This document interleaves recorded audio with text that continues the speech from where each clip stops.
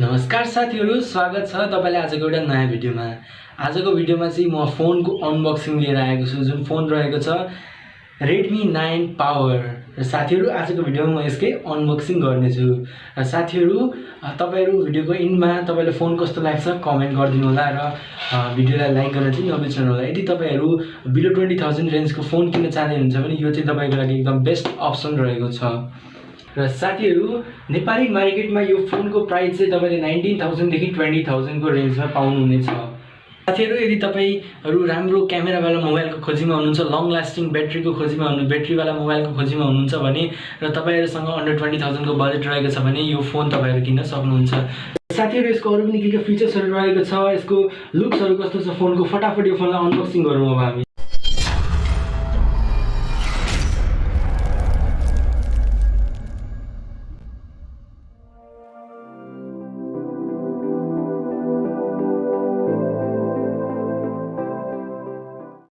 र आज हामीसँग छ Redmi 9 Power र आज हामी यसको अनबक्सिङ गर्ने छौं।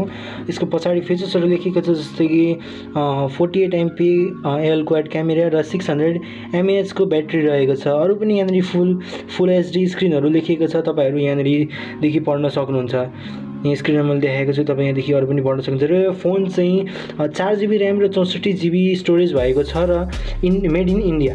र आज हामी यसको अनबक्सिङ गर्नेछौँ। यसको सिलहरु चाहिँ मैले अगाडि नै खोलिसकेको छु र जस्ट हामी यसलाई ओपन गरौँ अब।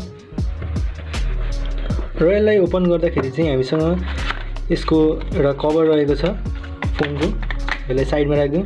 त्यसपछि हामीसँग फोन नै रहेको छ। सिम्पली यसलाई पनि अहिले हामी साइडमा राखौँ। अरु पनि के निस्किन्छ हेरौँ यहाँदेखि। र यो रहेको छ, हामीसँग चार्जर रहेको छ, फास्ट चार्जिङ। र यो त्यसको साथसाथै हामीसँग रहेको छ यसको बक्समा वारेन्टी कार्डहरु। र यसलाई पनि साइडमा राखौँ। अब हामी फोनलाई हेरौँ। यो फोन चाहिँ यस्तो प्लास्टिकको प्याकिङमा आएको छ। यसलाई हामी ओपन गरौँ र अब म यसलाई बुट गरेर म ओपन गर्नेछु फोनलाई।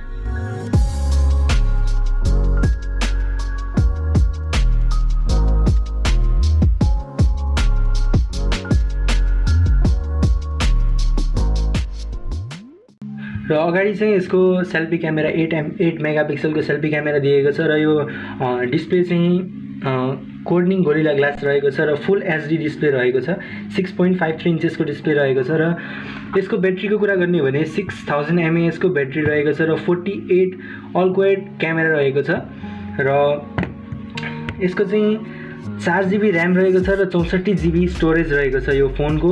र डुअल स्पिकर रहेको छ यो फोनको, हेर्न सक्नुहुन्छ राइट र लेफ्ट दुवैतिर स्पिकर दिएको छ यो फोनको।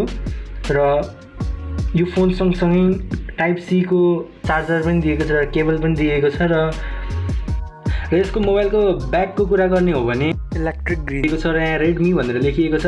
र यसको सिल्डहरु चाहिँ यहाँनेरि हेर्न सक्नुहुन्छ।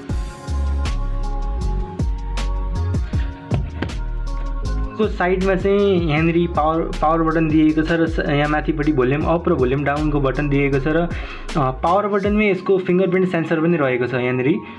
र यता अर्कोपट्टि साइडमा चाहिँ यहाँनेरि सिम लगाउने पोर्ट रहेको छ यहाँनेरि।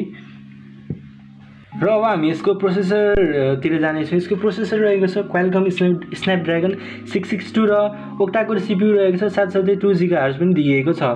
र यसको एन्ड्रोइड भर्जनको कुरा गर्ने हो भने एन्ड्रोइड भर्जन यसको 10 रहेको छ।